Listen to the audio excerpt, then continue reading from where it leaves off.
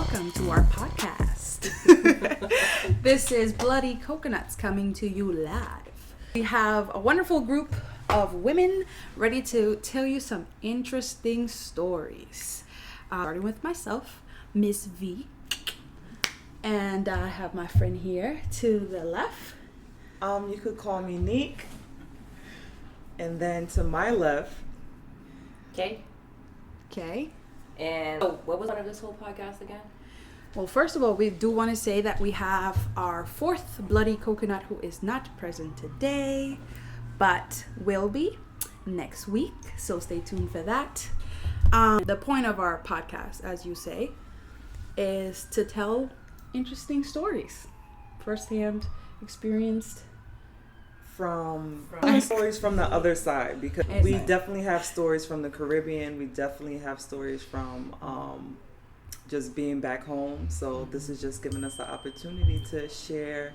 I'm so sorry about that. No, that's fine. To share our experiences, other people's experiences. Okay. I'm so sorry about that. And don't apologize. This is fine. This is fine. Let me just We're saying we're gonna be telling spooky stories. Yeah, we're gonna be telling. I guess it depends on how you view it. Mm-hmm. Some people might find it scary. Some people might find it their norm. Yeah, but we just want to share with you guys our point of view when it comes to these supernatural situations. Yep. Okay. So V is repping what?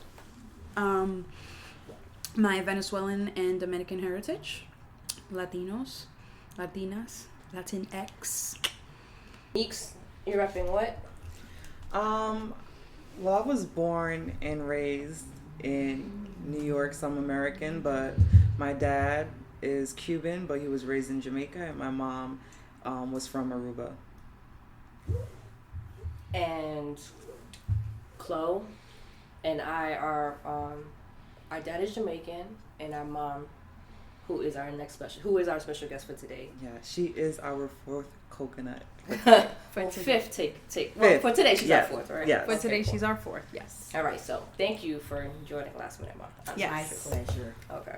So for those, well, you guys, I don't know if you guys, how much you guys know, but for those that are going to be listening, a little bit you should know about my mom, me and Chloe's mom, is that she was born in Guyana, literally in a bush, right? I was literally born in the grass outside under a mango tree. Yeah, Grandma thought she had to take a dump. Oh, wow. Yeah, my mom was not skydiving, but diving off of a cliff into the water, because she is what we call in Guyana the indigenous people of Guyana, which is an Amerindian, and she was diving off of the cliff with me, almost 8-9 months pregnant. Ooh, right. That's a and super then, one right there. Yeah, and she said she felt like she had to go urinate. As being a young girl, she was going in the bushes. Nature was calling. And all nature was calling. And then I came out like a football. Gross. Nasty.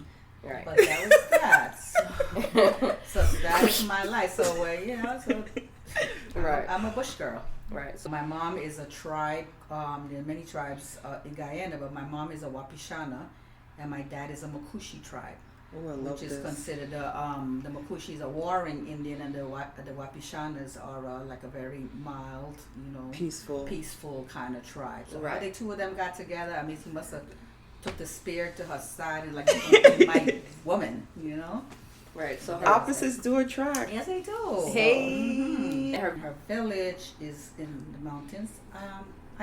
Shelton. It's called Shelton. You repeating everything I just I'm so sorry.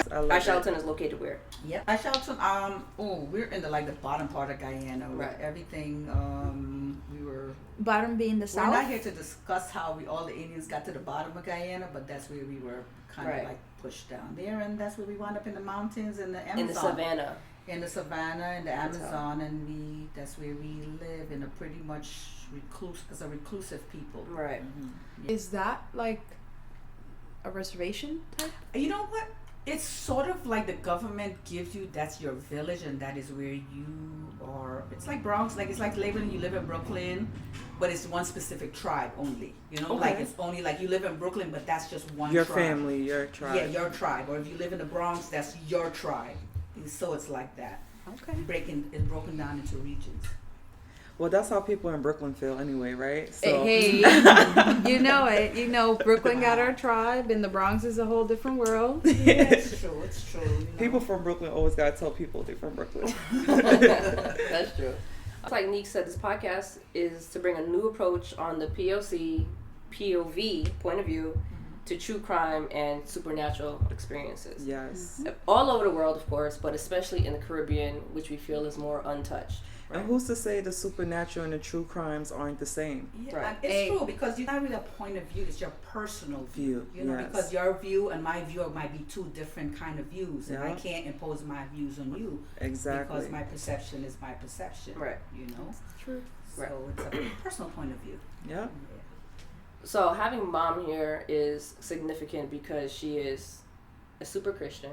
Which we most of us in the West Indies and the Caribbean are raised to be religious. Mm-hmm. So doesn't necessarily mean you grow up to be religious, right? But you're definitely brought up in that culture and in that belief, right? So most of us, I speak for myself. You read your Bible, you follow your commandments, you mind your business.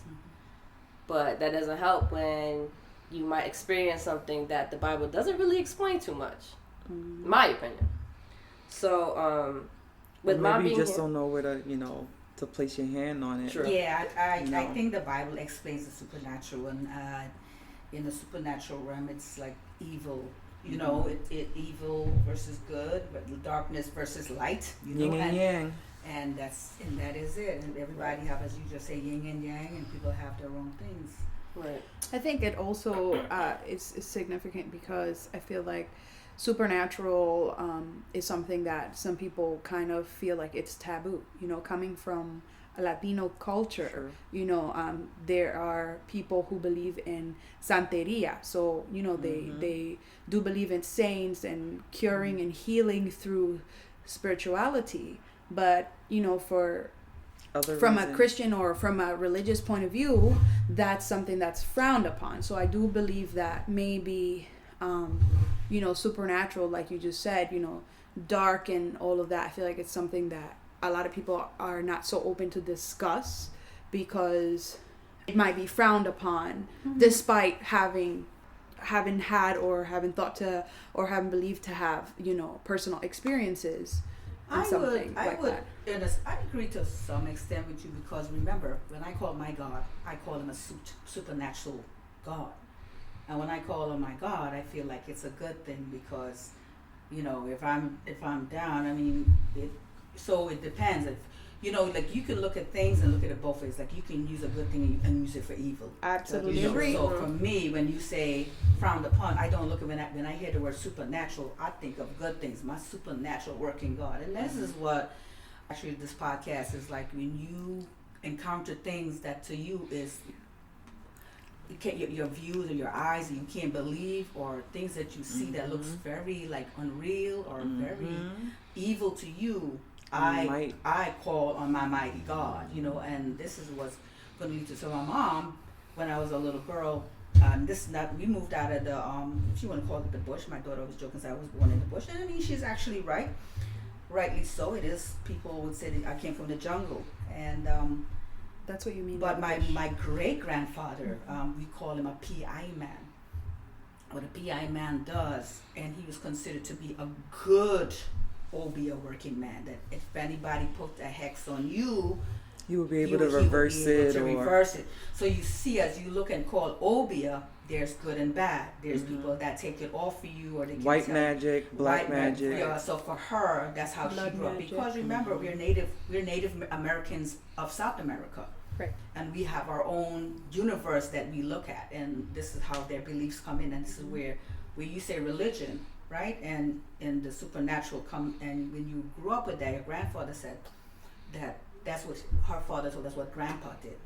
Now, I never really lived to see my grandfather do any of those things, but I know that once we moved out of there, let me tell my story. This is where I was a little girl. My mother worked in a hospital, and the hospital is like a compound area where, like the helpers and the maids and the cooks all lived in a hospital ground, and the nurses, we call it the nurses' hostel. Something like a campus? Like a little campus. There you go, yeah. Something like a campus, and everybody worked there. There was a little housing that was given to the workers. Mm-hmm. So they live and work there. And actually, I think a stone throw away, like just walking maybe like 300 feet was the morgue. Whoa. And it was right behind the back of my mother's kitchen. So it's always like a spooky place anyway, because the kitchen was an outdoor kitchen where it was kind of maybe even like a 50 feet away from the morgue itself, because that's where we live. And I remember one time, the same time she said there was a man that was killed. I think he was stabbed, that 200 times, whoever it was. So that was like a violent death. Like brutal death, yeah. Oh, that's okay. They did a whole, and that's a factor, right? Yeah, news spread fast. Everybody like, oh my God, this killing. His name was Tiger. I always remember the name Tiger because as a little kid, I probably was like about 5 years old, and I'm like, does he look like a tiger? What is he? But I remember she came home from work because it's just right on the ground. She came. She told her we had a maid. Tell her, don't let me come outside. It's gonna be a big crowd come in. Everybody's just gonna be nosy, and make sure that I don't come outside and see that. Your mother said that to the maid. Yeah, don't let her come outside. But as a little kid, you were able to sneak your way out, and I go, and they brought the body. Did you see the body? I did. I was watching them. My mother was at work. She was not even like about 100 feet away from me, but she's busy. So I go and I was watching, and he was a tall guy, a tall black guy. And so they didn't have him covered. He was not covered. Okay. He was not covered. This was like back in the woods. It's just everything was just open. Mm-hmm. So I was like fascinated because he must have stayed out long. Now I'm not quite sure. I'm not how to tell when the body gets a medical exam. But I know that they couldn't put the cover on the tomb because it's made out of cement. They put it first in a makeshift cement so they can keep the body there and put a cover on it. Mm-hmm. But his knees was preventing them from putting it down because he was so stiff. tall. He was tall, and he died. His feet was in a bent position. So rigor mortis. Yeah. So they were trying to say, hey, Tiger, put your foot down.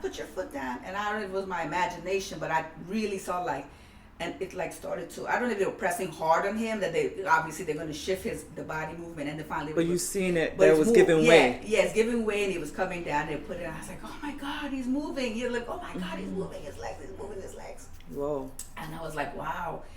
It was fascinating because you're watching this people, and it was so crowded. And being a little kid, you were able to sneak in between people because you're tiny. You're zigzagging, and you were in the front of the stage, and you were watching everything. And nobody thought, look, what's this little kid? No, it was just like a community thing. And then that night, so my mom comes home. I rush her before she gets home, and bathe and stuff like that. So I'm in my bed. I don't know what time it was, but I know it was late at night, and then I just hear her. She woke up and she was screaming, in the name of Jesus, get out of my house. You get out of my house, you devil. She said, she said, she said, Tiger, you leave my house. I said, who is she? I woke up, I was like, is she going crazy? What's wrong with her? And then she woke me up and she said, Liz, get up, Lizzie, get up. I was like, oh my God, what, Mommy, what? And she's like, you went and saw that body? And I was lying. I was like, no, Mommy, I didn't. She says, you went and saw that body. No, it was more of a telling me that. I was like, yeah, Mom, I did. She said, I know because he was playing with my toes. He's sitting in my corner of my bed and he's playing with my toes. So he followed you home? She said, he followed you home, Lizzie. He followed you home. He was sitting on my bed. That's how I know you went and saw him. I said, yeah, Mommy, I went and saw him. She said, and then she says, I don't know, she took me outside and she bathed. I don't know, they have their rituals. My mom took me and she bathed me. She said, you got to understand, Lizzie, when you see things like that, our culture is different. Then this is how you interchange your culture. That when you see a burial, you cannot go in the house with the same clothes on. You got to leave that clothes outside. And it's so crazy that you're saying that because other countries have things like that as well. Yeah. And then when she started to tell me that, yes, you did. And I never, I said, oh my God, this lady is like. Did you believe her? I didn't really believe her, but when she said that he was playing with her toes, I said, well, she is going crazy. She's mad. But then, as I probably know, maybe another year or two after that, not so long after, we were having some domestic issues with my mom and my dad, and she decided to run into another part of it, which is a different tribe, but it's her family, like how you marry Jamaican and Guyanese. Well, it's another tribe. She went there. We ran there seeking shelter, like from my dad, because my dad was, he's a very hands-on guy, very jealous. And we go there, and the man that owned the home, he at that time welcomed us, because nobody don't want they'll see a woman get beat up by her husband, and then she's with her little children, which is me and my brother. She just had a baby, and the same maid that was with us, she's also coming too, because she had to hold the baby. So my mother was like, I don't want to stay. I'm so sorry I came. I don't want to disturb your family, but I think I want to take my family. And so we started to walk. As we were walking, which is a far way, we went a far way. We really was trying to get away from my dad. We really was. But my dad, I don't know how he found us, and he came to that place. And that's when my mom was like, oh my God, my dad was yelling, and the guy's like, get off my property. Anyway, this is just to lead to where I'm going. So she was like, I don't want no problems. Let me leave with my family. And she said, come on. Told the maid, let's go. And we were walking. I was walking, so we're coming back now. She said, I might as well just go back home. And we were walking, and then I was so tired. I said, Mommy, I'm tired. And I said, there's light over there. It looks like, to describe it, looked like a fluorescent bulb shining in a direction to my right hand as I was walking. I said, let's go there. There's people over there. We could rest with them. Somebody's over there. And so she says, all right, let's walk in that direction. And I tell you, as we're heading to that direction, all I heard was chains, like somebody, like chains, dragging, chains, or just shackling, like a shackled kind of chains. Oh my gosh! And then it sounded like a stampede, like like a cow's, like somebody running, like somebody opened the gates and a stampede. However, they started running towards us, and I said, "Oh my God, it's coming towards us, Mommy!" And she was like. She said run, but there was water behind us, so we couldn't run away. We had to run along the side. Yes, we were running along the side. And I'm like, Mommy, I'm tired. Even the maid said, listen, I don't know what's happening. I just feel like I can't move, and this baby's getting heavier in my arm. Oh, wow. She said, this baby is weighing like a ton. She said, I don't know. And then I said, Mommy, the pillow. I had a little pillow in my hand. And I said, Mommy, the pillow is too heavy for me, Mommy. She said, throw it away. I think I just dropped it like a log. Bam. Was the light moving towards you? The light was coming, yeah. And the chains was getting louder and louder, running towards us. And I was like, and she was like, run. But it just felt like, I thought in my head, like this, it was surreal when I tried to think about it. Like it was running in slow motion. Like you're running, like you really think you're doing a sprint, but you weren't doing. Like somebody slowed down the motion and you just going like slow. And how did you feel in that moment? Light. You feel very light, but it was like, oh my God. Like floating? Floating, like trying to run in water. Yes, but that's a good, like you're in water and you're trying to run and you're not getting anywhere, right? Were you guys on some type of road or anything like that? As you know, back home when people walk along a certain path, it makes a pathway. Right. So no sidewalk, no pavement, but it's not dirt. like a street. It's not like a street paved road. It was just like right alongside the bridge, and we were walking, and then that's how we were walking. We were taking her because I think the moonlight was out too, and so when we did, she said run, and then she was like, it's Kanaima. Kanaima is their word in their language for like a duppy, like a jumbie, like I don't know how we say in America, like a boogeyman or something. And she's like, it's a Kanaima, but she said there's two kinds. One is that evil people are doing something to harm you. And there's another one that's called, she said Karaiwe. I think she said Karaiwe, which is something that's evil, but all it wants to do is suck your blood. It lives off of your blood. Oh, so a sukinya. You call it a sukinya. Well, we call it in her language, but I know Guyanese, right? In the whole Guyanese, but this is her Indian dialect. But in the Guyanese way, it's called olhai. Olhai, which is something that comes through and suck your blood or something. So we were running. She said that one is Kanaima. So I said, okay. and we were running, and she just kept saying, break your pad, and we couldn't understand what she was saying, break your pad, meaning she said that her grandfather, who was the PI man, the healer, there you go, thank you, he told her, anytime you the supernatural, you feel like it's like evil or something, don't keep running in a straight path, always break it, always turn, because it has to come to you in a straight form. And when you break your path, you kind of get it off its angle. So she kept saying, break your path, but the maid didn't understand what she was saying. And we crossed, there was a bridge that was coming up, and she said, run across the bridge, break your path. So we run across the bridge, and I'll tell you, just like how it started, like with the running coming, it just went to total silence. Like there was nothing, like nothing ever happened. That's scary. That was when I said, okay, that was my own personal experience. Like her telling me that the man was sitting at her feet, I was like, okay, Mom, you just, maybe somebody told you that I was there, but she said he was playing with her toes. I was like, okay, she's a little, you know. But when it happens to me, and I know that when I experience, and that, so I figured, was this a dream, you know? So, but then when the maid experienced it, there was actually two maids. There was one, and there was the one that carried the baby. And there was my mom. So I know that all of us we might have seen it maybe different perspective. Yeah, different forms or whatever happened. As a kid, I might have seen it differently, but that was how I saw it. But when she, you know, I just called her just to kind of like, Mom, I didn't even I said, Mommy, can you tell me that story one more time about when we were little? And then she kind of like, I said, what are you talking about? And she, I remember right. That. So and I said, what did you call that thing, that light? So do you think whatever it was came to you because you guys were out in the dark and it was like in the... Well, do you think someone... What she did too was when we crossed the bridge, the funny thing is we went right back to the same man house that we left from initially. Remember, he welcomed us with open arms. Yes. He was like, all right, but she decided on her own to leave. So we went back to that house. But when we were coming, he was like, there's something evil behind you guys. And we didn't know because we were coming. So it's not like we came in the house and we always explained, like I'm explaining to you guys, and go, okay.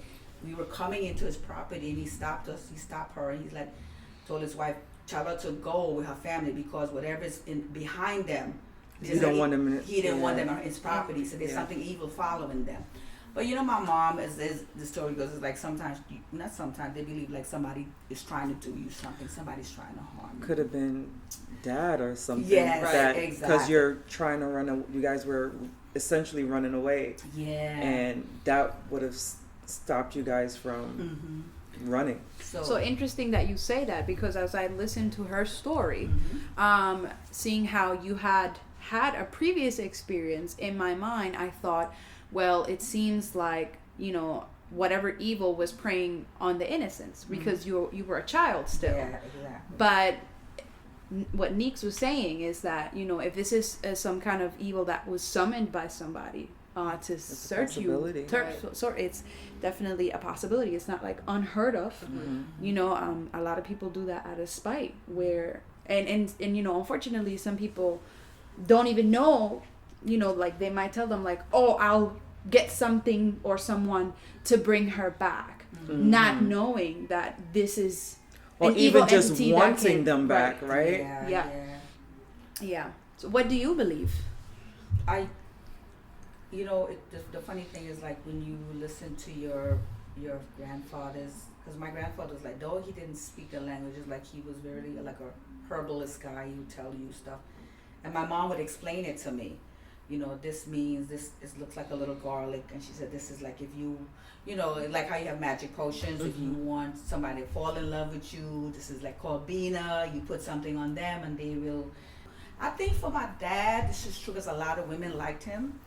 And I think, so being who my mom is as an indigenous person, this is how their medicine, what they do, good and evil, you know, and felt like somebody was always trying to hurt her, and her family to get to my dad. Like they wanted it and trying to get jealousy or jealousy and everything. You know, I believe those things because you see it and you're like, wow, people go crazy. Yep. You know, people go mad, and you know, it does exist. It does exist. But you know what? The one thing I can tell you guys, when she screamed that in the name of Jesus, get me out of here, you devil. She had to scream it several times, right. And then he finally left. He was like reluctant, like I ain't going. Well, maybe he was trying to test her to see if she actually believed in what she was saying. True, that's true too. Yeah, you know, so gotta test your faith. Right, that's what I was going to say. You know that they say you can say whatever you want to say, but you need to believe it because you have to say it with faith. Otherwise, it's not going to work. Right, that is true. When she was a little girl too, she said she went in the farm with her father, and she said they were there, and you know they have their respect for nature and all of that. And they were cutting down, and they don't only cut down a certain amount. And she said that he was tired because she was a little girl, and so he hung a hammock in the Amazon, and they went to sleep. He says, "All right, let's just lay down." But then she said he fell asleep, but she was just there covered in her hammock. She hear the dogs barking. Oh no! And she said it like people are like, what were they barking at? Like she thought like some kind of wild boar, some kind of wild, you know, animal is coming, but then she saw like a huge giant. A giant person or a giant shadow? Like a giant shadow walking. And she said she heard it like boom, boom. And she said, I keep calling my father, Daddy, wake up, Daddy, wake up. And she said he would not wake up, like he was put to sleep. And she said that's how it reminded me of the thing when we were running. She said that's how it works too. She said it works by kind of like slowing you down, and what it does is try to separate you. Like it doesn't separate you from the because group, when you're right? together, you're unity. You all stick together. It kind of like can't fight against you. But when it spreads you, like somebody try to scatter you, it tries to scatter you. And she said that. So this thing is like divide and conquer. Exactly. She said she's trying to wake her daddy. She said in her mind, like it put her dad to sleep, you know, and she was trying to wake him, and she was like. Was this during the day, during the night? The sun was still up, but it was late in the afternoon. You could tell like night is coming. It's a setting, yeah. And she said, you know, and then finally she said the thing just kept walking like a thunderous walk, boom, boom, boom, and she said. Finally, as it's going, she said it didn't bother them, but it was going. But she said that the dogs was just going crazy. It was just passing. She just couldn't understand. She's calling her dad. The dogs are barking. He's just in this total, like, just a sleepless state. And finally, when it's gone, when you can't hear it, she said her dad wakes up and she goes, Dad, like, why would you wake up? She said, I'm trying this big, I don't know, I can't see the face, but it's like a big giant walking and the dogs are barking. He's like, I didn't hear anything. And those are the things like, you know, you go in the forest and they say that things will happen to you. You hear noise, you must know certain noises. You know, you so and you in those kind of realms you believe because that's what your grandfather said, or what they tell you what to do. You know, like for her, they say break your path, and they work for us. She said she remember him telling anything attacking you, never run in a straight line, break your path. But we couldn't turn Maybe he was talking to her at that time. Because of the water, we couldn't break our path. We can't go the right way because that right is where they're coming from, you know. And then we couldn't go left at that moment because the water was alongside there. And so she said once we saw the bridge, she said break your path, turn. So we turned. He wanted you guys back home, unfortunately. So that's what the job that he sent it to do, it did. Makes sense. I never thought of it that way. Interesting. At least in my point of view. When Mom told me the story, I think my mother's crazy already, and my grandmother's for sure crazy. But how I think is that, especially back home, we're more susceptible to things because we don't have all these distractions. Like you have kids, you have your animals, you have whatever. So I feel like when you're home and your mind is like empty. But even in the area, you don't have street lights. You don't have there's no nothing. City lights and cars and all the noise. Even the moon isn't enough sometimes. Yes. That shit is scary. I've been in areas like that where your hand is in front of your face like and this and you can't see it outside. So the panic. Yeah. I hate the dark. Y'all know that. I hate it. Unknown dark scares the living shit out of me. I mean, if you've seen stuff in public areas, picture back home when it's like. But I don't know. I just grew up just listening, just watching movies over here. Like scary movies, but as you get more, you realize like this thing is real. Mm-hmm. It is real. I always think like when I'm watching like these type of shows or horror movies, for these creators or directors to even come up with these ideas, right? Like, are you dreaming this? Have you experienced this? Is this something that you've heard before? So I'm so glad that you say that, because you see, Kay always says I'm a scaredy cat. I don't like watching anything like paranormal or anything like that, because I feel like, you know how they say there's always truth to a story? Just like you said, I feel like this is coming from somewhere. Mm-hmm. You maybe found a story or a tidbit, or you've experienced something. And so even though it's dramatic and it's cinematic and, the majority of it might be make-believe, that story is coming from somewhere. So that's where I'm like, I don't want to experience that. I don't want to see that, because I'm like, that truth, that seed, that bottom line is there, and I don't want that for myself. Like, I know good. People like that. Like, they feel like seeing these things or reading these things open them up to those possibilities. Like, so if you don't look at it, then it shouldn't happen. But if you do, you're kind of opening up. Inviting is the word that I want to use, right? Because it's like inviting. And it's interesting that you mentioned that happened to you as a child, because I had a very similar experience to that as a child. Something like that happened. In my culture, kids are not allowed to go to funerals. You have to be a certain age to go to a funeral. But like babies, like you don't bring a baby to a funeral, because they always say that, like I said, that spirits prey on the innocence of children. So as a baby, I'm the firstborn, so it was just me and my mom. My father is Dominican and my mom is Venezuelan. So my dad was also from the bush, or like in Dominican Republic they call it the campo, which is his dad owned land and animals and fields, and that's what they were. Right. But my dad wanted more. So what he did was that he left my mother in the bush and he went out to work in the city. So my mom was not accustomed to that, because coming from Venezuela, it's different for her. Like she wasn't like a city girl, but she wasn't also either like from the bush. Right. So this was a whole new experience for her. So I remember her telling me that when somebody similarly had a brutal death, and it was actually like a second cousin of mine or something like that, and what they do is, because it's in the bush and they don't have cars or like a hearse to carry the body to a funeral home or whatever, they told her she couldn't come, and that she was to stay home with me because I was too young to be present. But and they told her, same as you, don't look at the body and don't let the baby look at the body. Do you remember how old you were at that I think time? I had to be less than 3 because my brother wasn't born at the time. Okay.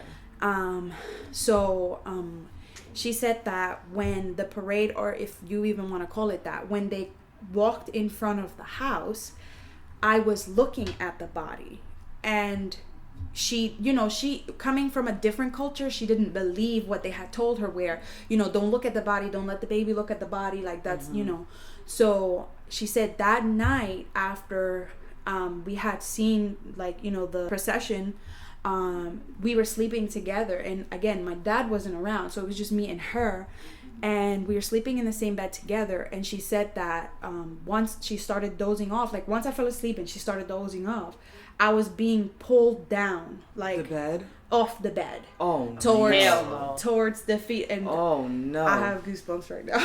For me being a mom, you have that instinct that if you feel like your baby's rolling away or gonna fall off the bed, you grab the baby. Mm-hmm. But she said I wasn't rolling; I was being pulled down off the bed. That's horrifying. And so she said she had to hold me. And she's always been a believer. So she said, even though she couldn't see or couldn't explain what was pulling me, she just started to pray. And she started to pray and ask God to protect her baby. Like, God, don't let this thing take my baby. Please protect my baby. And so that's how she was able to fend it off. And then the next day, she actually spoke to my uncle, who was also a healer person, and you know, he came to the house to like help her, always bring her food, water, and stuff like that. And she told him what had happened, and you know, he said that because I was not like baptized and I was little, that's why I was more susceptible to that. Okay. And he also told her that, you know, she should be careful with me, because then that meant that like I was sensitive to the supernatural and all of that. And it's crazy because believe that? I 100% believe that, because even before I could explain what this was, I always feel like I have been like receptive to it. Like, have you seen things? I tell Kayla all the time, I see things in my house. Right. Okay. I can see shadows in my house. I did too. Remember? And she's seen it too. Yeah. Like, you can see sometimes when and it's not lighting, because my window is on the opposite. It's not lighting. Mm-hmm. You can sit in my kitchen, and sometimes you can see people walking in the living room. Mm-hmm. Not to cut you off, but they do say that there are I guess there's something called shadow people, right? And basically they're just passing by, right? And your house just happened to be the house that they going through. Train. Well, the A train at that time. No, thank you. You know, so I don't know if it's shadow people passing by. I've always believed, or maybe that's what I wanted to believe for like my house. By, or do you see them They're like in the stay? house. They're in the house. You can see like there's two spots that I always see like somebody standing by, which is in my back room. You've seen that. Kay's seen that.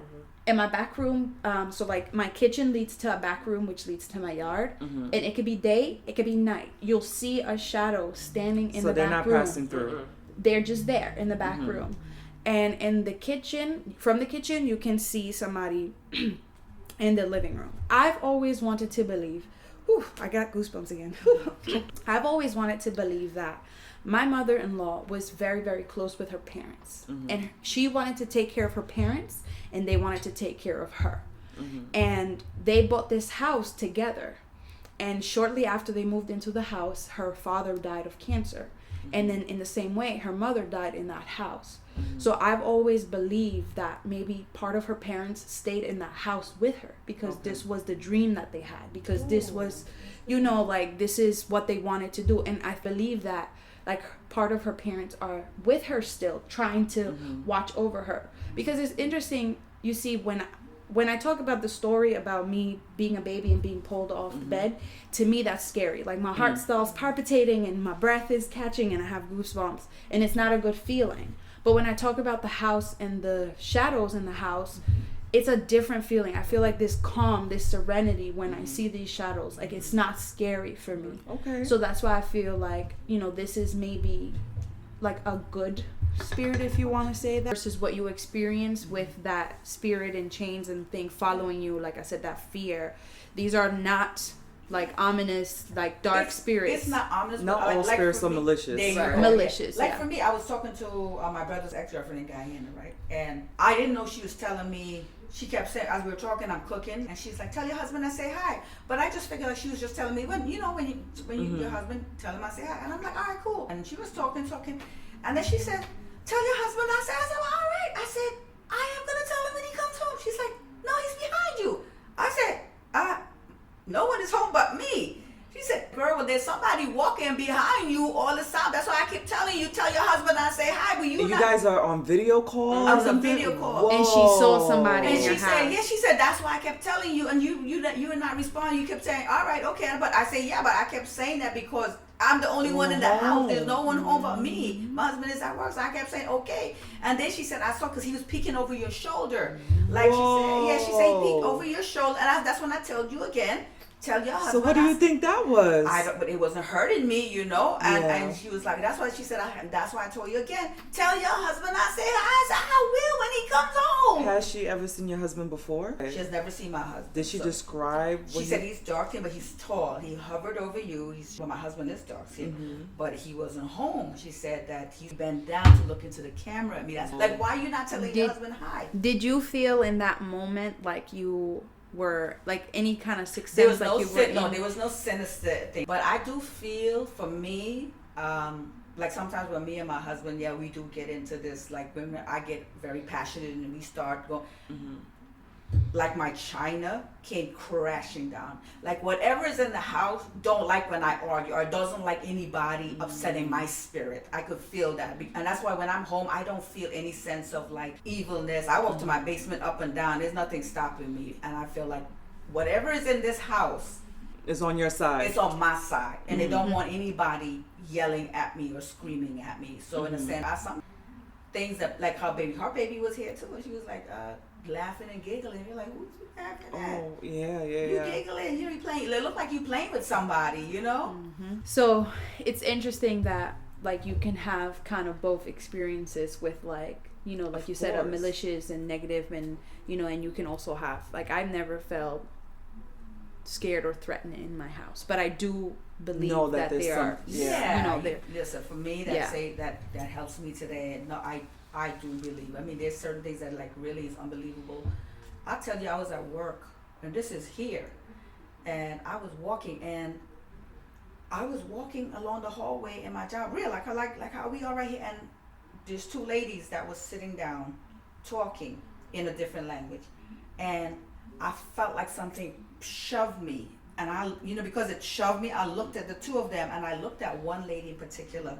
She was looking at me like how you're looking at me dead in my eye, but her eyes was like the camera, like when you take a bad picture, it looked like that red eye thing. Oh, wow. I was like, holy crap! And I just think she was giving you like the evil eye or something. And I kept walking, and I said, oh my God, like what the hell was that? And I kept walking into the unit. So why do you think that happened?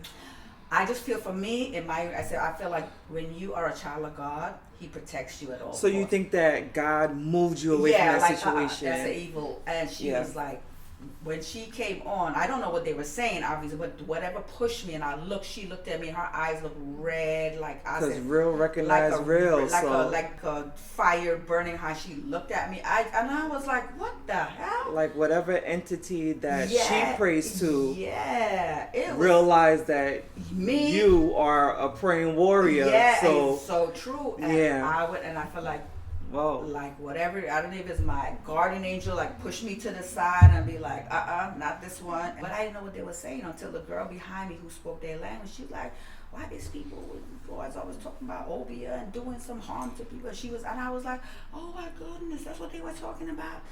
And I said, that's some evil stuff right there then. That evil eye, I mean, it'd be so simple that you know when somebody's even staring at you, right? Yeah, and you don't even have to look at you, just feel that energy. That energy was not good. When she was staring at me, it was not like it was like, I wasn't terrified.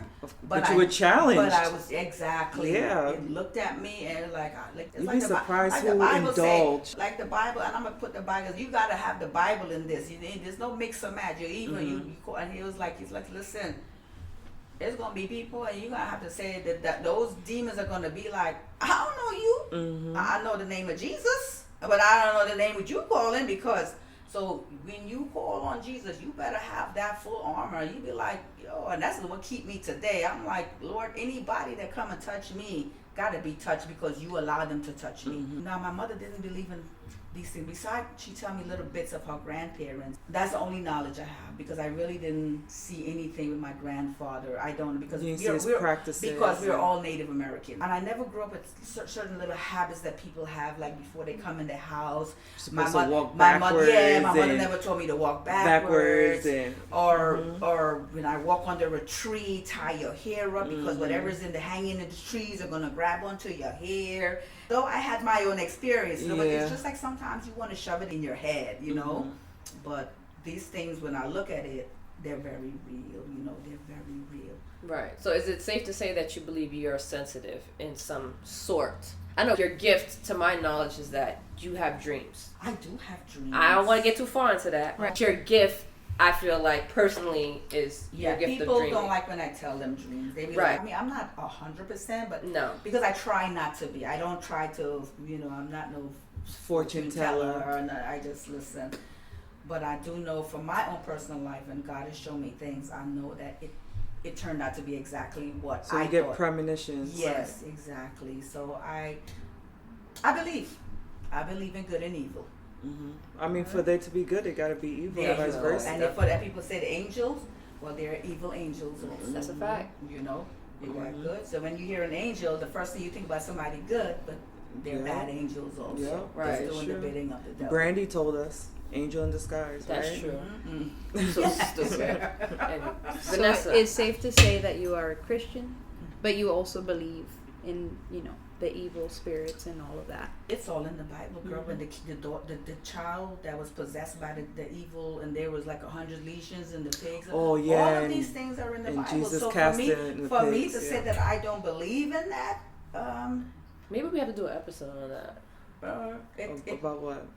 Certain parts of the Bible.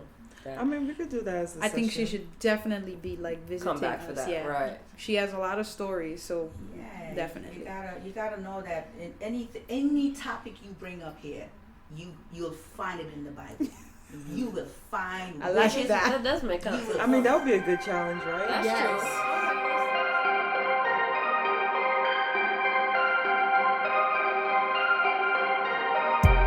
Thank you for listening, and we hope you enjoyed episode 0 of Bloody Coconuts.